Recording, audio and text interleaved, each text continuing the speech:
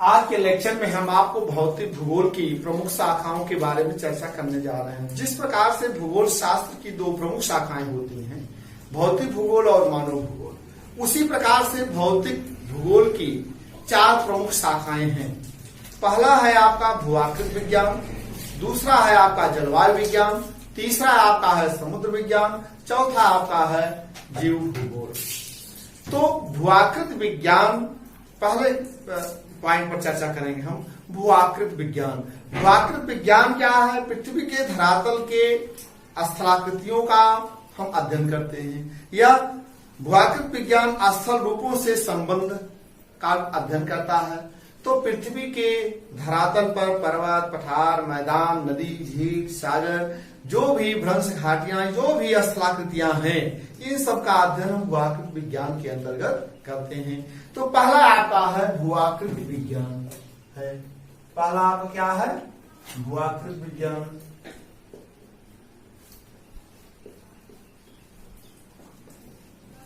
भूआकृति विज्ञान हो गया आपका। चौथा पॉइंट आपका है जीव भूगोल। जीव भूगोल यह आपका भौतिक भूगोल की प्रमुख शाखाएं हो गई। अब भौतिक भूगोल की प्रमुख शाखाओं में हम पहले चर्चा करेंगे भूआकृति विज्ञान के अंतर्गत। भूआकृति विज्ञान जो है आपका, भूआकृति विज्ञान स्थल रूपों का विज्ञान है। इसके अंतर्गत जो हम अध्ययन करते हैं पृथ्वी के, अब देखिए, स्थल रूपों का विज्ञान है। भूआकृति विज्ञान जो है वो आपका स्थल रूपों का विज्ञान है। इसके अंतर्गत हम पृथ्वी की उत्पत्ति, महाद्वीप और महासागरों की उत्पत्ति, भू संतुलन और पर्वतों की उत्पत्ति, पर्वतों पठार की उत्पत्ति, मैदान की उत्पत्ति, इसी तरह से आप देखेंगे ढालों का विकास या भू आकारों का, आकार मिति का, पृथ्वी के आकार मिति का विकास, नदियों की स्थलाकृतियां, पवनों के द्वारा बनी हुई स्थलाकृतियां, नदी और हिमानियों के द्वारा बनी हुई स्थलाकृतियां, पर हिमानी के द्वारा बनी हुई स्थलाकृतियां, भूमिगत जल द्वारा स्थलाकृतियां और हिमानी के द्वारा बनी हुई स्थलाकृतियां, वायु के द्वारा बनी हुई स्थलाकृतियां, इन सब स्थलाकृतियों का अध्ययन हम भूआकृति विज्ञान की शाखा के अंतर्गत करते हैं। इसी प्रकार से आप देखेंगे भूआकृति विज्ञान के अंतर्गत तीन प्रकार की स्थलाकृतियां पाई जाती हैं, या यह कह सकते हैं भूआकृति विज्ञान में तीन प्रकार की स्थलाकृतियां होती हैं। प्रथम श्रेणी के उच्चावच, द्वितीय श्रेणी के उच्चावच और तृतीय श्रेणी के उच्चावच। जैसे प्रथम श्रेणी के उच्चावच, भूआकृति विज्ञान को हम तीन भागों में बांट सकते हैं उच्चावच के दृष्टिकोण से, स्थल रूपों के दृष्टिकोण से। तो पहला आपका है प्रथम श्रेणी की उच्चावच। प्रथम श्रेणी के उच्चावच,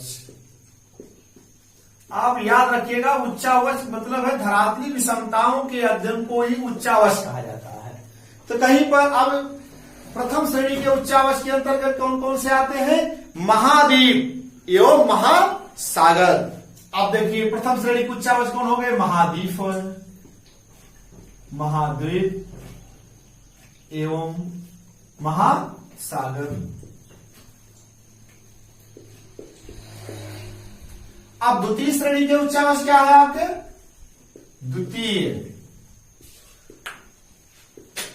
द्वितीय श्रेणी के उच्चावच,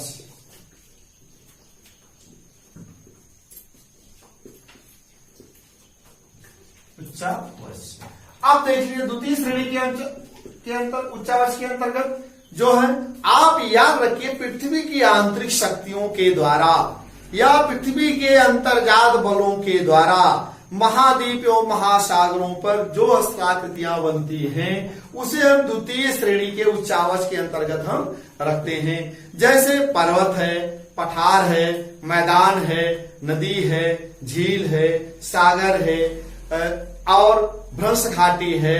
इन सब घाटियों के द्वारा जो उत्पन्न स्थलाकृतियां दिखाई देती हैं वह द्वितीय श्रेणी के उच्चावच के अंतर्गत आते हैं। द्वितीय श्रेणी के उच्चावच के अंतर्गत हम जो आप पढ़ते हैं जैसे भ्रंश घाटी है, नदी है, पर्वत है, पठार है, मैदान है, झील है, यह पृथ्वी के अंतर्जाल से भूकंप आता है, ज्वालामुखी विस्फोट आता है, यह पृथ्वी के आंतरिक शक्तियों के द्वारा, अंतर्जात बलों के द्वारा यह जो है आपका द्वितीय श्रेणी के उच्चावच के अंतर्गत आते हैं। या लिख ऐसे हो गया। अब आपका तीसरा क्या है? तृतीय श्रेणी के उच्चावच।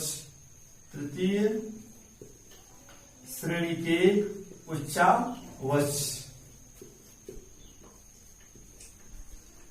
उच्चावच अब याद रखिएगा, तृतीय श्रेणी के उच्चावच जो है, द्वितीय श्रेणी के उच्चावच के पर बाह्य वायु के बाह्य स्थलाकृतियां जो बनती हैं, वायु के द्वारा निर्मित अपरणात्मक स्थितियां जो बनती हैं, वह जो है तृतीय श्रेणी के उच्चावच के अंतर्गत आते हैं। जैसे आप सपोज कर लीजिए सरिता द्वारा निर्मित स्थलाकृतियां, वायु द्वारा निर्मित स्थलाकृतियां, समुद्र द्वारा स्थलाकृतियां, समुद्र द्वारा निर्मित स्थलाकृतियां, जैसे बाह्य, जैसे पर्वत, पठार, मैदान जो निर्मित द्वितीय श्रेणी के उच्चावच है, उस पर जो है बाह्य द्वारा, बाह्य शक्तियों द्वारा निर्मित स्थलाकृतियां जो निर्मित होती हैं, वो तृतीय श्रेणी के उच्चावच के अंतर्गत आते हैं। जैसे आप सपोज कर लीजिए सरिता नदी द्वारा निर्मित स्थलाकृतियां, वायु के द्वारा निर्मित स्थलाकृतियां, हिमानी के द्वारा निर्मित स्थलाकृतियां, पर हिमानी द्वारा निर्मित स्थलाकृतियां, तो ये सब जो स्थलाकृतियों का निर्माण होता है, इसी तरह से आपका जो है तृतीय श्रेणी के उच्चावच के अंतर्गत आते हैं। अब आप सपोज कर लीजिए जैसे नदी द्वारा निर्मित स्थलाकृतियां हैं, जैसे जितनी भी स्थलाकृतियों का निर्माण होता है, भूमिगत जल द्वारा स्थलाकृतियों का निर्माण होता है, जैसे काष्ठ स्थलाकृतियां हैं, डोलाइन है, ज्वाला है, कोलजे हैं, तमाम ऐसी घाटियों का स्थलाकृतियों का निर्माण हो जाता है। ये सब क्या है? तृतीय श्रेणी के अंतर्गत आते हैं। तो भूआकृत विज्ञान को हम, या भूआकृत विज्ञान के को हम 4 भागों में बांट सकते हैं। जैसे है, अब भूआकृत विज्ञान के 4 भाग हैं। अब कौन कौन से है? पहला आप क्या हो जाएगा, आप देखिए, पहला आपका हो जाएगा जलवायु भूआकार की, जलवायु भूआकार की।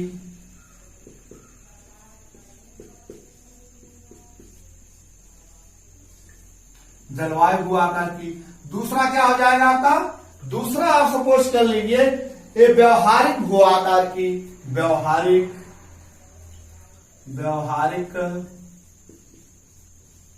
भूआकार की। तीसरा आपका है प्रादेशिक भूआकार की, प्रादेशिक भूआकार की।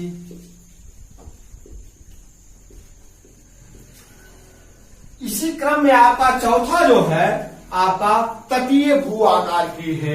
यह तटीय, चौथा आपका है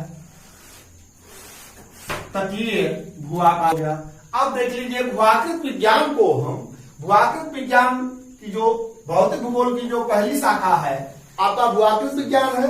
भूआकृत विज्ञान में 3 स्थलाकृतियों के उच्चावच पाए जाते हैं, प्रथम श्रेणी के उच्चावच, द्वितीय श्रेणी के उच्चावच और तृतीय श्रेणी के उच्चावच। भूआकृत विज्ञान को हम 4 शाखाएं हैं। वह कौन कौन सा है? पहला है जलवायु भूआकार की, दूसरा है व्यवहारिक भूआकार की, तीसरा है प्रादेशिक भूआकार की, चौथा आपका है तटीय भू आकार की। अब हम बता रहे हैं भूगोल की दूसरी शाखा है समुद्र विज्ञान। भूगोल की दूसरी शाखा है समुद्र विज्ञान। समुद्र विज्ञान, समुद्र विज्ञान, समुद्र विज्ञान।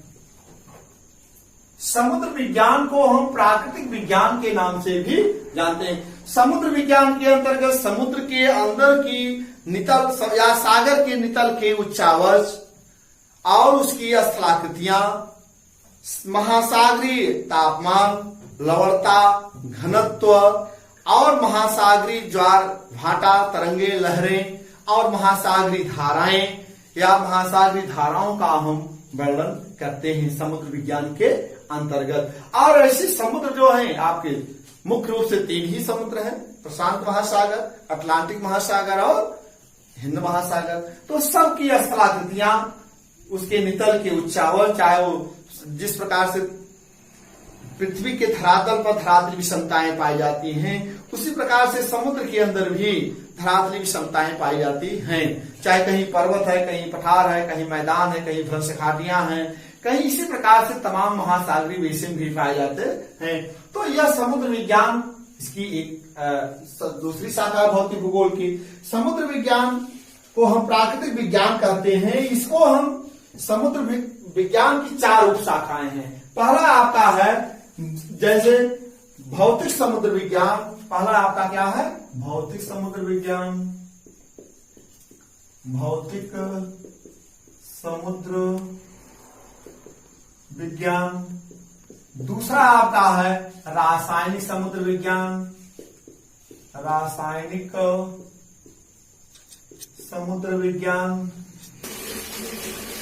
अब आप देखिए समुद्र विज्ञान की को 5 उप शाखाएं हैं। पहला आपका भौतिक समुद्र विज्ञान, दूसरा आपका रासायनिक समुद्र विज्ञान, तीसरा आपका भूवैज्ञानिक समुद्र विज्ञान, चौथा आपका है व्यवहारिक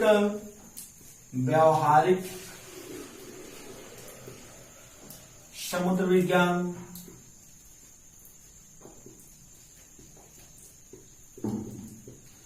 पांचवा आपका समुद्र मौसम विज्ञान, समुद्र मौसम विज्ञान।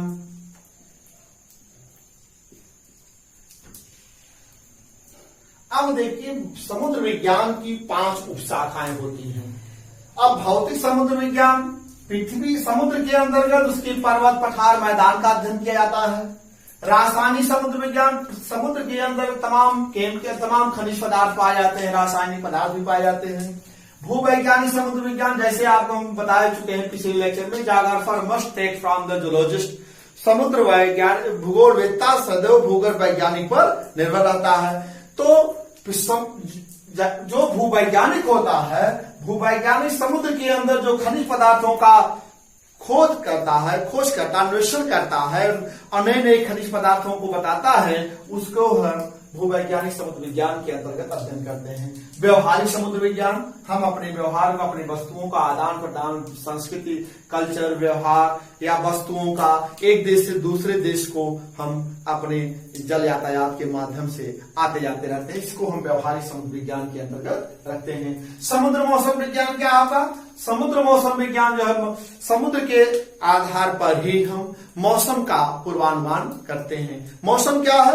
24 घंटे में वर्षा, तापमान और आर्द्रता को हम निकाल करके मौसम की भविष्यवाणी करते हैं। अब इसी को अब देखिए, मौसम जो होता है अल्पकालिक होता है 24 घंटे का, और जलवायु भी थोड़ा बता दें। जलवायु जो होता है दीर्घकालिक होता है। दीर्घकालिक दैनिक, जैसे दैनिक तापमान, वर्षा, तापमान और आर्द्रता को देखते हुए 12 महीने के इनके योग से हम जो है जलवायु का निकाल लेते हैं। तो मौसम का जो भविष्यवाणी की जाती है, प्रतिदिन बताया जाता है कि आज फला जगह तूफान आएगा, बारिश होगी, अधिक क्या कैसे होगा, ये सब की भविष्यवाणी जो की जाती है समुद्र मौसम विज्ञान के द्वारा ही की जाती है। अब आप देख लीजिए, तीसरा आपका है जलवायु विज्ञान। तीसरा क्या है? जलवायु विज्ञान। आप देख लीजिए क्या है? जलवायु विज्ञान हो गया। जलवायु विज्ञान के अंतर्गत तीसरा क्या आपका? जलवायु विज्ञान। इसमें जो है मौसम की सामान्य दशाओं का विश्लेषण किया जाता है जलवायु विज्ञान के अंदर। जैसे हम आपको बता दिए हैं कि अल्पकालीन दशाओं के योग को हम मौसम कहते हैं। अब अल्पकालीन दशाओं में क्या क्या हम अध्ययन करते हैं? तापमान, वर्षा और आर्द्रता तीनों के योग से 24 घंटे के को हम जो योग निकालते हैं, उससे हम मौसम का पूर्वानुमान निकालते हैं। तो इसी तरह दीर्घकालीन दशाओं का इन्हीं फैक्टर के, इन्हीं तत्वों के योग, तापमान, वर्षा और आर्द्रता के तीनों के योग से दीर्घकालीन मतलब 12 महीने के इनके योग से हम जलवायु का अध्ययन करते हैं कि किस प्रकार की जलवायु है। तो इसको हम जलवायु विज्ञान के नाम से जानते हैं। अब जलवायु विज्ञान देखिए सामान्य दशाओं का विश्लेषण करता है, सामान्य मौसम दशाओं का विश्लेषण करता है।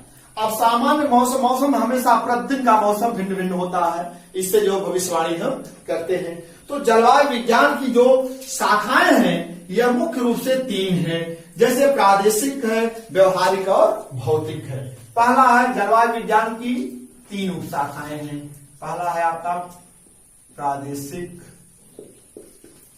जलवायु विज्ञान, प्रादेशिक जलवायु विज्ञान। दूसरा है भौतिक जलवायु विज्ञान। देखिए, प्रादेशिक जलवायु विज्ञान, भौतिक जलवायु विज्ञान, और इसी तरह से आपका तीसरा है आपका व्यवहारिक जलवायु विज्ञान, जो हम व्यवहार में लाते हैं। तीसरा आता है व्यवहारिक जलवायु विज्ञान, व्यवहारिक जलवायु विज्ञान।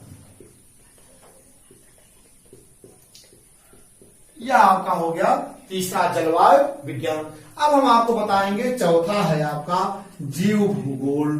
जीव भूगोल को चौथी उपशाखा है, भौतिक भूगोल की शाखा है जीव भूगोल। जीव भूगोल का निर्माण कैसे हुआ? स्थल मंडल, जल मंडल और वायुमंडल के तीनों के योग से जैव मंडल का निर्माण होता है, जिसे हम जीव भूगोल के अंतर्गत अध्ययन करते हैं। आप जीव मंडल, स्थल मंडल, जल मंडल, वायुमंडल के तीनों, चाहे वो जल मंडल हो, चाहे स्थल मंडल हो, चाहे वायुमंडल हो, सब में तीनों के पारस्परिक सहयोग से ही जैव मंडल का निर्माण होता है। अब जीव भूगोल को हम 2 उपशाखाएं हैं। जीव भूगोल की कितनी शाखाएं हैं?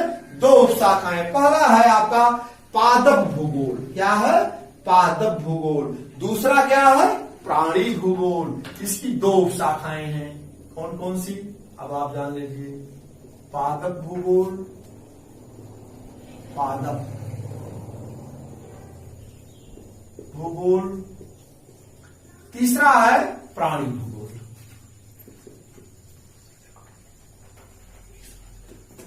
प्राणी भूगोल। अब आप जान लीजिए जीव भूगोल। आप देखिए कहीं भी है, पादप भूगोल मतलब पेड़ पौधों वनस्पतियों का अध्ययन किया जाता है। प्राणी में जीव जंतुओं का अध्ययन किया जाता है।